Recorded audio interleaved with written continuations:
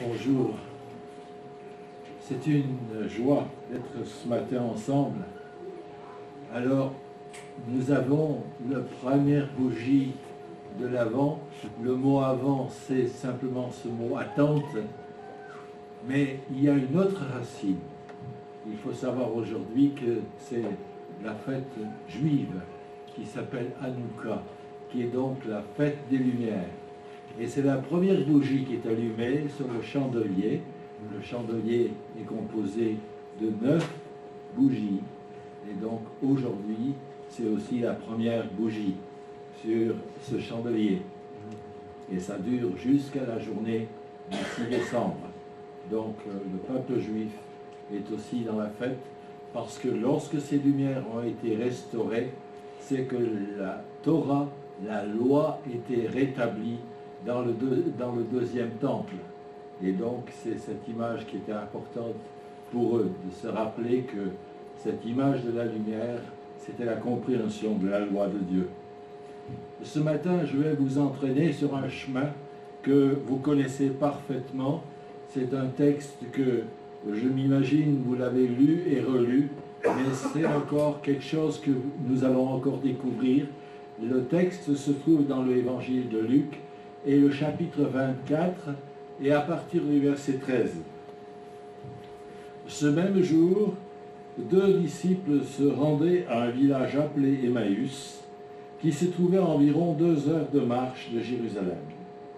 Ils parlaient de tout ce qui s'était passé, et pendant qu'ils parlaient et discutaient, Jésus lui-même s'approcha et fit route avec eux. Ils le voyaient, mais quelque chose les empêchait de le reconnaître. Jésus leur demanda: de quoi discutez-vous en marchant? Ils s'arrêtèrent pour tout attrister. L'un d'eux, appelé Cléopas, lui dit: es-tu le seul habitant de Jérusalem qui ne sache pas ce qui s'est passé ces derniers jours?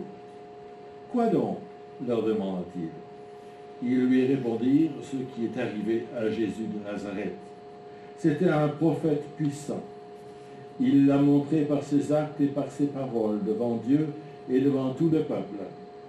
Les chefs de nos prêtres et de nos dirigeants l'ont livré pour le faire condamner à mort et l'ont crucifié. Nous avions l'espoir qu'il était celui qui devait délivrer Israël. Mais en lui, et tout cela est aujourd'hui le 3e jour depuis que ces faits sont arrivés.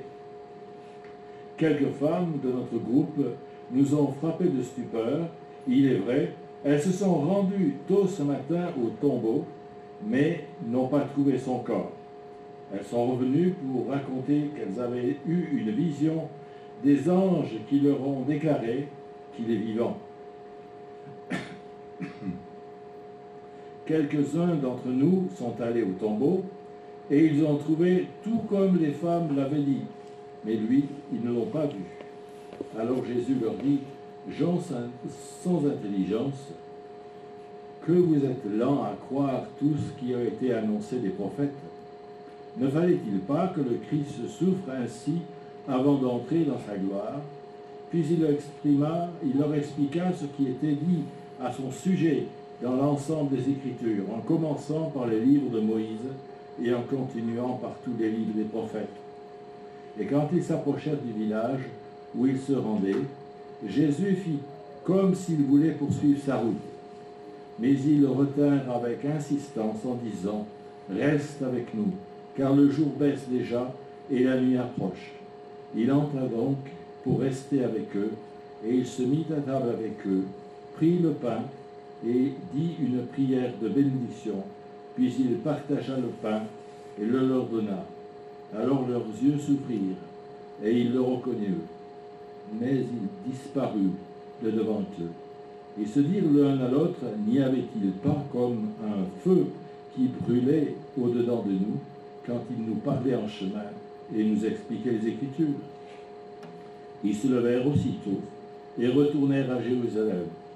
Ils y trouvèrent les 11 disciples réunis avec les autres, qui se disaient: le Seigneur est vraiment ressuscité, il est apparu à Simon. Et eux-mêmes leur racontèrent ce qui s'était passé en chemin et comment ils avaient reconnu Jésus au moment où ils partageaient le pain. Texte certainement bien connu, certainement très touchant. Cette apparition de ce Seigneur ressuscité est particulière. Il est difficile de comprendre certaines choses, mais en même temps, Luc a pris une chose qui est importante, c'est de voir toute la finesse qu'il a pu trouver dans cette explication et dans ce rapport qu'il donne à nos lecteurs et à ce que nous sommes aujourd'hui à découvrir ce texte. Notre récit, pour le situer, se passe le jour même de la résurrection, vers la fin de l'après-midi. L'annonce a certainement été une annonce choc, elle a déjà eu lieu. Le tombeau de Jésus est vide. L'explication a été donnée aux femmes, comme ce texte nous le rappelle, et par les anges qui ont rappelé les annonces faites par Jésus lui-même sur sa mort, et les apôtres ne croient pas les femmes. Mais pourtant, il y a eu un certain doute, puisque Pierre et puis Jean se sont dépêchés d'aller voir. Ils ont même couru pour y aller. Et au tombeau, Luc nous rappelle aussi que le témoignage de Jean le confirmera. Il découvre que le tombeau est vide. En effet, il reste quand même une question. Où est celui qui était dedans le tombeau? Mais le choix du Seigneur est particulier. Le Seigneur apparaît à 12 disciples, ou 11 disciples réunis, mais avant, il a choisi d'être témoin auprès de bénéficiaires qui sont dans ce groupe, qui sont particulièrement pas toujours nommés. Et ce texte nous dit que, par exemple, deux d'entre eux, les deux disciples dits d'Emmaüs, comme on les appelle, il y a de nombreux tableaux qui ont été faits, mais je vous le montrerai tout à l'heure. Celui que j'ai particulièrement apprécié, c'est celle que lorsque nous partagerons le pain ensemble, il y aura cette table que Rembrandt avait su peindre avec ses disciples qui découvrent le Maître. L'un d'eux se nomme Cléopas. On n'a pas grande précision sur ces deux disciples. L'un se nomme Cléopas. Il est un personnage qui, on ne sait pas. Il est accompagné d'un deuxième individu, mais on ne sait pas si c'est un homme ou si c'est une femme, si c'est un mari et une épouse. On n'a aucune idée de qui ils sont. Mais deux d'entre eux, c'est ce qui nous est donné. Ils ont fait partie de cette équipe de disciples qui étaient avec le Seigneur dans des moments bien précis. Il est peut-être même certain qu'ils ont peut-être investi à un certain moment la présence de Jésus à un moment bien précis, parce qu'il s'est passé en très peu de temps beaucoup de choses à Jérusalem, et en même temps, c'était la révélation de certaines choses qui étaient attendues. L'Évangile nous montre, comme ça nous a été présenté tout à l'heure, ce texte de l'Évangile de Jean qui démarre avec ce qu'on appelle le prologue.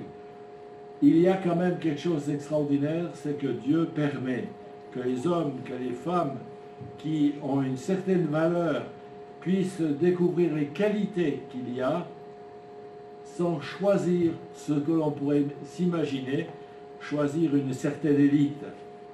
Il y a cette particularité dans les évangiles de découvrir que souvent, c'est le petit, c'est le pauvre, c'est le sans nom, si on peut employer le terme.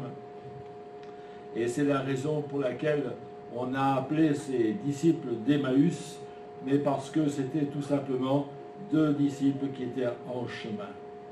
Le propre de cette rencontre, eh bien, elle se déroule à quelque chose d'assez particulier. Les deux disciples sont en marche, ils prennent la direction opposée de Jérusalem, ils rentrent, ou du moins la direction d'Emmaüs est celle qui est indiquée, et ils sont dans une situation qui est une situation un peu déconcertante.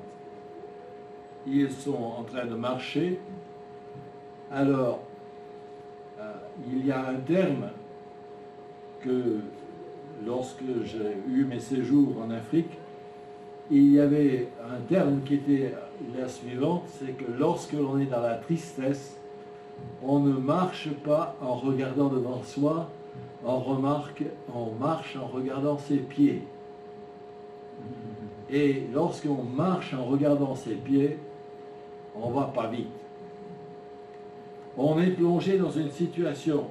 Cette situation est déconcertante pour ses disciples parce que l'image qu'ils ont, c'est, pour ainsi dire, un échec considérable dans leur vie, parce que celui dans lequel ils avaient mis toute leur ambition, pour lequel ils avaient un espoir qu'on peut difficilement s'imaginer, ils voient tout ça s'effondrer en très peu de temps. Ils ont vu et ils ont participé à un certain moment, parce que c'était cette fameuse célèbre fête qui est toujours la fête numéro 1 du peuple d'Israël aujourd'hui, c'est donc la Pâque.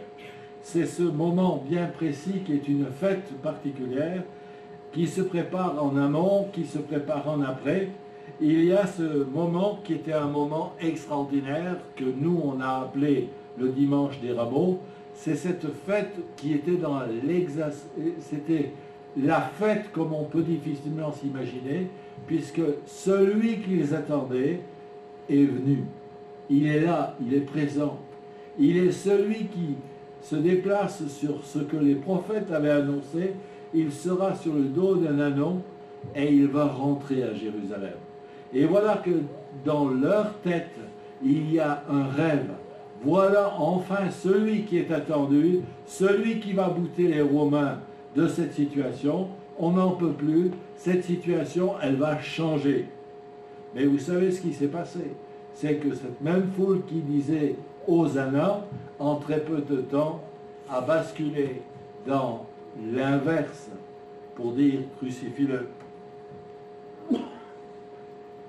Et donc voilà qu'ils sont en train de rentrer avec une situation qui est une situation en même temps. Il y a quelque chose d'extraordinaire. C'est qu'alors qu'ils sont en train de marcher sur ce chemin, ils sont rejoints par quelqu'un qu'ils ne reconnaissent pas immédiatement, celui qui vient les accompagner. En réalité, il y a deux marches qu'on va découvrir. Il y a une marche physique, mais il y a aussi une marche intérieure. Cette marche physique, elle est simplement le calcul, tout simplement, lorsque vous êtes dans une situation d'angoisse, dans une situation d'incompréhension, dans une situation de défaite, eh bien, vous n'avez pas l'élan pour pouvoir faire les choses courantes, même le simple fait de marcher et de rentrer comme c'était le cas là. Cette marche est une marche de désillusion. Cette marche est une marche triste. Ce chemin de retour est long et les deux disciples ont quitté Jérusalem. Ils ont entendu ce qui a été dit, mais ils n'ont pas prêté vraiment attention, puisque derrière eux, il y a ce petit mot qui est important, c'est le verset 15. Tout ce qui s'était passé, tout ce qu'ils ont certainement vécu, alors à quel niveau était-il? Peut-être d'une manière certainement éloignée, parce que je pense qu'il n'y avait pas vraiment d'intérêt à visionner cette image de cette torture. Viennent-ils d'Emmaüs? Sont-ils des gens qui appartiennent à ce village? Ou est-ce que ce village Emmaüs, parce qu'il est difficile aujourd'hui, même aujourd'hui, on a quelques repères, mais on n'a pas des repères définitifs du nom proprement dit de Emmaüs. Ce village, on sait qu'il est proche de Jérusalem, c'est plutôt un lieu-dit. Et donc, par contre, on sait dans quel état d'esprit ils sont. Et puis, il y a celui qui vient se joindre à leur marche. Il ne va pas plus vite qu'eux. Il est simplement concerné et il est très poli. Il ne s'insurge pas. il ne brille pas. Et il pose cette question, de quoi parlez-vous en marchant? J'aime beaucoup ce genre d'approche, parce que ce Jésus de ses disciples, il est identique aujourd'hui. De temps en temps, il peut nous poser cette question, de quoi parlez-vous en marchant? Question qui semble être légitime, mais comment vont-ils répondre à cette question qui, en un premier temps, à leurs yeux, semble un peu hors de contexte? J'irais même employer une question un peu stupide. À l'évidence, pour eux, on ne peut que parler d'une chose, de ce qui est arrivé à Jésus à Jérusalem. Ils sont complètement fixés sur ce passé. Et je pense que nous sommes quelquefois, dans nos échecs, aussi braqués sur nos passés. Il y a des endroits où on n'arrive pas à basculer sur le fait qu'on ne peut que pas vivre avec le passé. Vous savez très bien que cette phrase que j'aime bien répéter, votre passé n'a pas de futur. Et lorsqu'ils en parlent, c'est avec des mots de désillusion. Ils ont un mot terrible. Ils conjuguent le verbe espérer au passé. Nous espérions que Jésus serait celui qui apporterait la rédemption à Israël. Et voilà 3 jours que ces choses se sont passées. Il y a peu de choses plus tristes à dire. Entendre nous espérions. Mais cela veut dire que l'espérance est brisée et anéantie. Ce nous espérions dit aussi l'état d'esprit dans lequel ils étaient venus à Jérusalem. Quelque chose auparavant, avant que cette fête de Pâques prenne place, ils étaient venus pleins d'espérance à cette fête. Soit, enfin, le moment où Jésus transformait les choses. Pour eux, ils avaient un passé extraordinaire de celui qui n'a jamais laissé une situation dans le même état que lorsqu'il l'a rencontré. L'aveugle voit, le sourd entend. La direction de celui qui ne pouvait marcher, il marche. Et voilà que l'accomplissement de toutes ces choses-là se sont effondrées.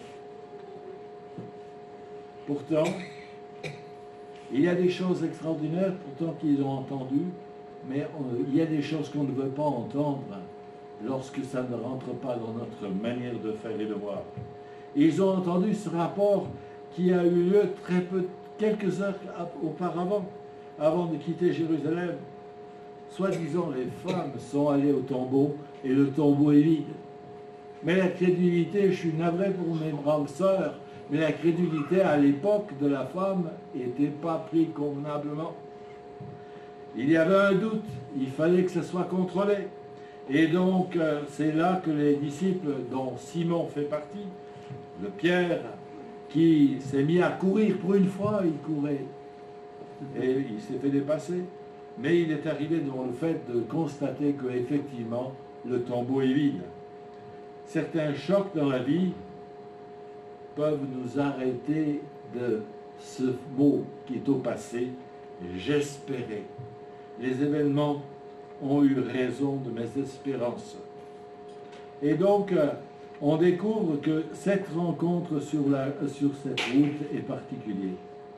Sur le chemin de notre désillusion, Jésus vient faire route avec ses disciples.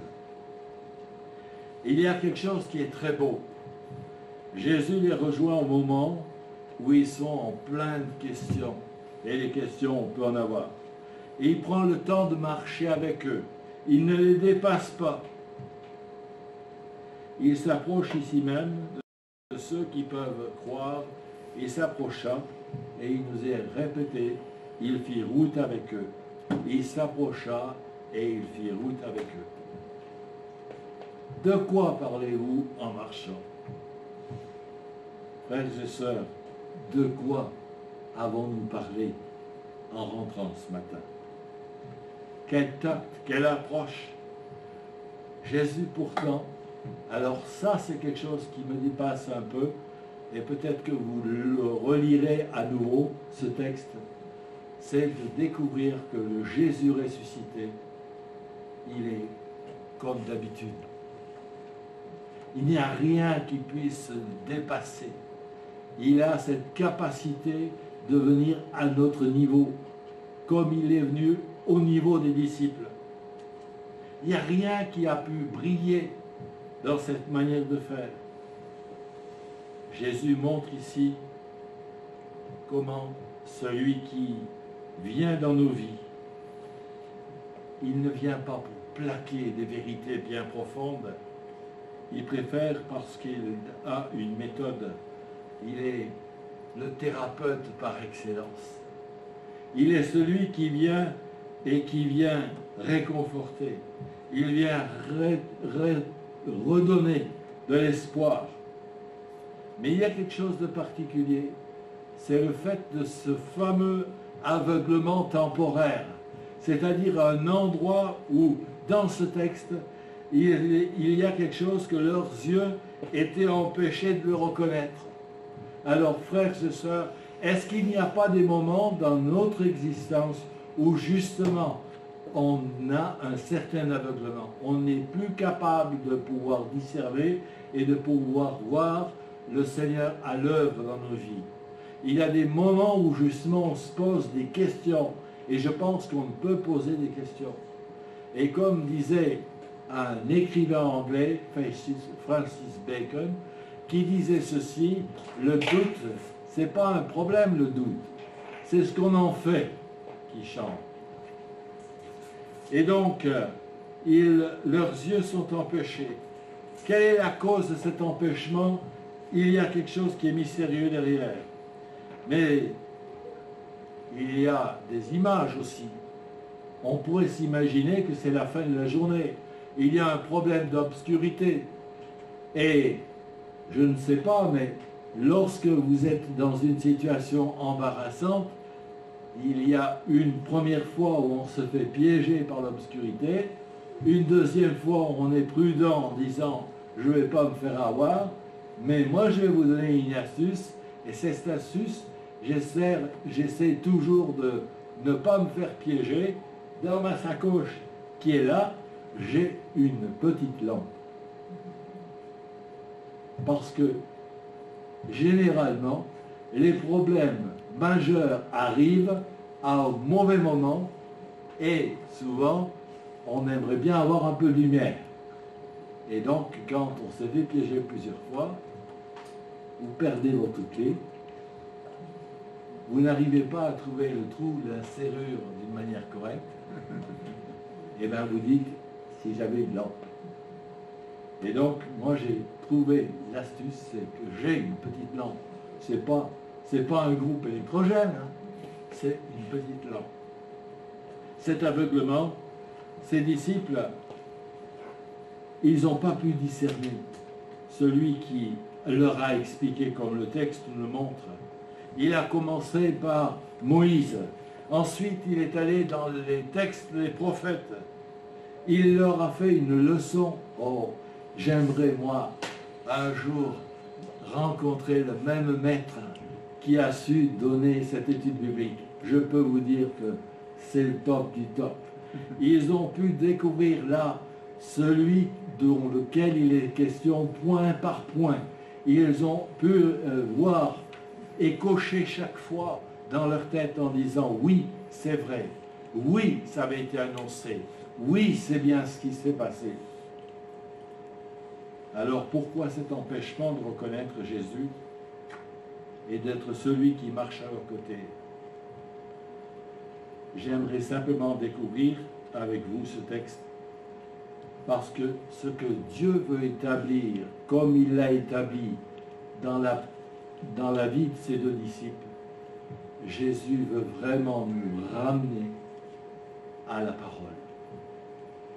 Nous avons besoin de découvrir que tout ce que nous vivons et tout ce que nous vivrons au futur, il faut bien se rendre compte que ces choses-là sont données dans sa parole.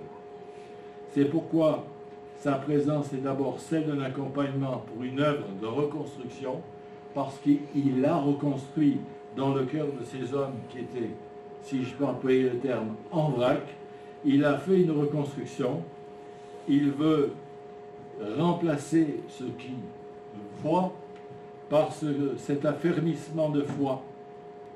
Et c'est ce que nous avons besoin de découvrir jour après jour, de savoir que notre foi soit affermie sur la parole que le Seigneur nous a donnée. Désormais, la foi, la confiance ne repose pas sur la vue. Le Seigneur met donc un voile sur leur regard jusqu'au moment où ils pourront se faire connaître à eux, les ayant suffisamment fortifiés intérieurement. La parole qui réchauffe, le fait que le Seigneur sait utiliser les textes. Il connaît ces textes, puisqu'il en est l'origine. Une image qui parle, entre autres, c'est cet homme qui était très fier d'avoir acheté sa voiture chez Ford. Et donc, il avait sa première voiture chez Ford, et puis il y avait un carnet d'entretien, il y avait des préambules avant de rouler, de prendre son véhicule, et puis voilà qu'il arrive à un truc tout bête, mais c'est la panne au plein milieu d'un chemin où il n'y a personne. Et il commence à se mettre en bagarre avec sa voiture. Pourquoi elle ne s'est arrêtée? Qu'est-ce qui s'est passé pour qu'elle s'arrête? Et puis, à sa surprise, alors que c'est une époque où les voitures se comptaient dans la journée, il y a un autre véhicule qui ressemble identique à la sienne, qui s'arrête derrière la sienne. Et donc, il est surpris de voir qu'il y a quelqu'un qui s'arrête derrière lui, et il lui pose cette question: est-ce que vous auriez un problème? Oui, j'ai un problème, elle ne veut plus continuer. Elle est arrêtée, et je ne sais pas pourquoi. Et cet homme, bien habillé, quitte sa jaquette, retrousse ses manches, il avait des manches d'une chemise blanche impeccable, et le voilà qui soulève le capot de cette voiture qui ne démarre plus, et en moins de temps que je puisse vous le raconter, il trouve le problème, la voiture redémarre, et c'est stupéfaction pour le propriétaire. Et alors, il est surpris, il dit: mais vous y connaissez, vous savez comment dépanner? Et c'est là qu'il y a cette phrase tout simple: oui, c'est moi qui l'ai construite. C'était Monsieur Ford. Oui, on a besoin que Dieu vienne de temps en temps redynamiser. L'hospitalité, nous savons comment qu'elle se passe. Il a fallu que ses disciples ont entendu tout ce qu'ils ont entendu. Le texte de Moïse, celle des prophètes, la parole de Dieu que nous recevons change nos perspectives. Un réconfort est un réconfort qui est impératif d'une manière intérieure. Et voilà que, en tout cas, tout en marchant, tout en écoutant ce qu'ils ont entendu, voilà qu'ils arrivent au terme de ce voyage. Jamais ils n'auraient pensé imaginer qu'il puisse se dérouler ainsi. Curieusement, autant qu'ils ont démarré à marcher lentement, là, ils ont trouvé le temps était trop court. Celui qu'il fallait entendre, celui qui a su dire tout ce qui était concernant lui, il arrive à ce terme. On est arrivé, la route, ils arrivent dans ce fameux lieu-dit d'Emmaüs, et là, il y a comme s'il y avait une envie à Jésus de dire qu'il va plus loin. Et il y a cette phrase extraordinaire. Lorsque il fait semblant, comme il s'imagine qu'il décide d'aller plus loin, il y a cette phrase qui est devenue un célèbre cantique: « Reste avec nous, Seigneur, le jour décline. » Cette phrase, on aimerait qu'elle se répète régulièrement. dans nos vies. Seigneur, reste avec moi. J'ai besoin de toi. J'ai besoin de cette grâce. J'ai la possibilité de vivre ce moment. Il y a cette possibilité de vivre cette hospitalité qui va être proposée. Nous avons besoin de cette soif, de cette aspiration qui est profonde dans notre relation avec lui. Et nous aimerions tellement qu'il y reste à des moments bien précis. On a souvent que quand on a fait une lecture du texte biblique, j'ai simplement cette remarque, c'est bon, tu peux y aller. Je fais ma vie maintenant, j'ai juste eu besoin de cela. Mais ce que le Seigneur veut, c'est entendre cette phrase qui vient de chez nous, reste avec nous. Ces deux disciples, ils ont expérimenté quelque chose de particulier, mais nous voulons le laisser rentrer. En même temps, reste avec nous car le soir approche, le jour est à son déclin. Nous voulons tout simplement venir auprès de lui. Il rentre dans cette maison. Il y a cette image qui nous est rappelée dans le livre de l'Apocalypse, où il viendrait. Il frappe à la porte. Si on ouvre, il décide de venir souper avec nous. Et je vous invite maintenant à vivre ce moment qui est ce moment de partage, ce moment où il y a ce pain qui est rompu. Et donc nous voulons ensemble vivre ce moment de Sainte Seine. Nous aurons aussi la conclusion de cette rencontre d'Emmaüs après. Donc j'avais juste 2 candidats pour m'aider, mais je pense qu'il y en a d'autres qui viendront se joindre à nous. Nous allons vivre ce moment de partage. La Sainte Seine.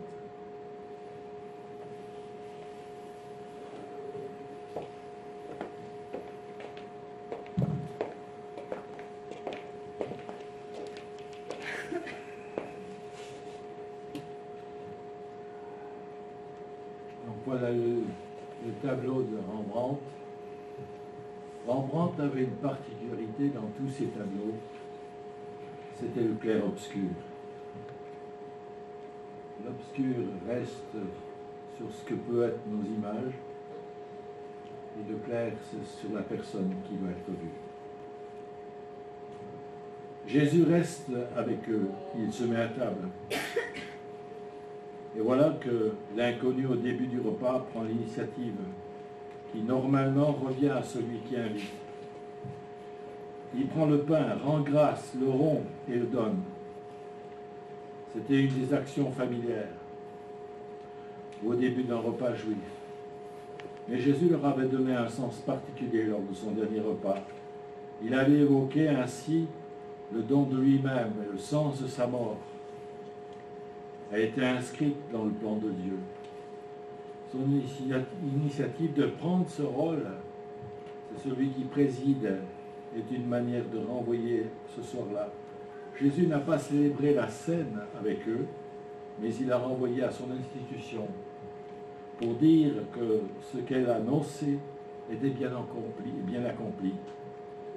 Il est bon pour nous de savoir que le Christ ressuscité a repris